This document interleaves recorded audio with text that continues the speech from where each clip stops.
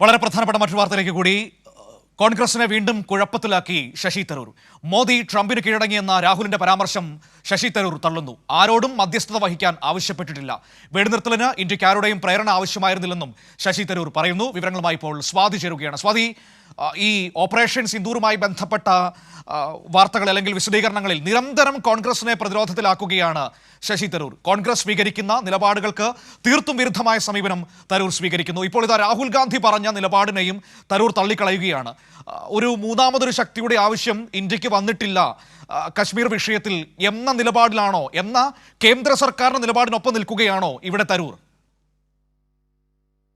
തുടക്കം മുതൽ തന്നെ ഈ പെഹൽഗാമിന് പിന്നാലെ ഉണ്ടായ ഓപ്പറേഷൻ സിന്ദൂർ, അതിനെ തുടർന്നുണ്ടായ വിദേശ പര്യടനത്തിൽ എല്ലാം തന്നെയും ഈ കേന്ദ്ര സർക്കാരിന്റെ നിലപാടിനെ പല തവണയും പിന്തുണച്ചുകൊണ്ട് രംഗത്തെത്തുന്ന കാഴ്ചയാണ് ശശി തരൂരിന്റെ ഭാഗത്തുനിന്നുണ്ടായിരുന്നത്. ഏറ്റവും ഒടുവിലായി മോദി ട്രംപിന് കീഴടങ്ങിയെന്ന രാഹുലിന്റെ പരാമർശത്തെ തള്ളിക്കൊണ്ടാണ് ഇപ്പോൾ ശശി തരൂർ രംഗത്ത് വന്നിട്ടുള്ളത്.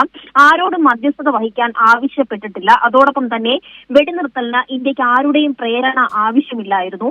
പാകിസ്ഥാൻ എപ്പോഴാണോ അത് നിർത്താൻ ആഗ്രഹിക്കുന്നത് അപ്പോൾ തന്നെ ഇന്ത്യയും തയ്യാറായിരുന്നു. പാകിസ്ഥാന്റെ അതേ ഭാഷയിൽ മറുപടി നൽകാൻ ഇന്ത്യക്ക് പ്രയാസമില്ല. ഭീകരവാദത്തിന്റെ ഭാഷ പാകിസ്ഥാൻ ഉപയോഗിച്ചാൽ അത്രയും കാലം ഇന്ത്യ സൈന്യത്തിന്റെ ശക്തി ഉപയോഗിക്കും.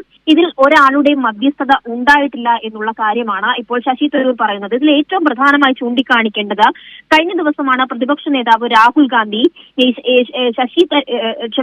മോദിക്ക് മുന്നിൽ ട്രംപിന് മുമ്പിൽ മോദി കീഴടങ്ങി എന്നുള്ളൊരു പരാമർശം നടത്തിയിട്ടുള്ളത്. എന്നാൽ ഈ പരാമർശം സംബന്ധിച്ചുള്ള ചോദ്യത്തിനാണ് ഈ പ്രസ്താവനയൊക്കെയും തള്ളിക്കൊണ്ട് കേന്ദ്ര സർക്കാരിന്റെ ഇതുമായി ബന്ധപ്പെട്ട ഒരു തീരുമാനം അല്ലെങ്കിൽ അവരുടെ പ്രസ്താവനയ്ക്ക് അനുകൂലമാകുന്ന തരത്തിൽ പിന്തുണ അറിയിക്കുന്ന ഒരു പരാമർശം ഇപ്പോൾ തരൂർ നടത്തിയിട്ടുള്ളത്. പൂർണ്ണമായും രാഹുലിന്റെ പരാമർശത്തെ തള്ളിക്കൊണ്ട് കോൺഗ്രസിന്റെ നിലപാടിനെ പ്രതികരണം, ഈ രാഹുൽ ഗാന്ധിയുടെ പ്രതികരണത്തെ തള്ളിയ ശശി തരൂരിന്റെ നിലപാടിൽ എന്തെങ്കിലും മറുപടി കോൺഗ്രസ് നേതൃത്വത്തിന്റെ ഭാഗത്തു നിന്ന് ലഭിച്ചിട്ടുണ്ടോ?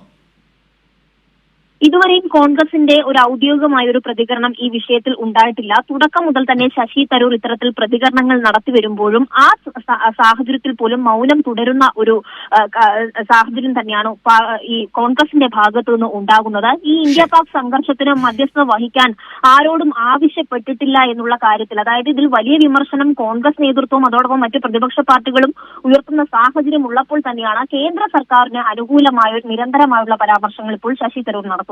മനു, ശരി. സ്വാതി ദില്ലിയിൽ നിന്ന് വിവരങ്ങൾ നൽകിയത്. കേന്ദ്ര സർക്കാർ അനുകൂല നിലപാടുമായി വീണ്ടും ശശി തരൂർ. കോൺഗ്രസിന്റെ നിലപാടിനെ രാഹുൽ ഗാന്ധിയുടെ വാക്കുകളെ തള്ളിപ്പറഞ്ഞുകൊണ്ടാണ് ഇപ്പോൾ ശശി തരൂർ രംഗത്ത് വന്നിരിക്കുന്നത്. വലിയ പ്രതിസന്ധി തരൂർ കോൺഗ്രസിനുള്ളിൽ സൃഷ്ടിക്കുകയാണ്.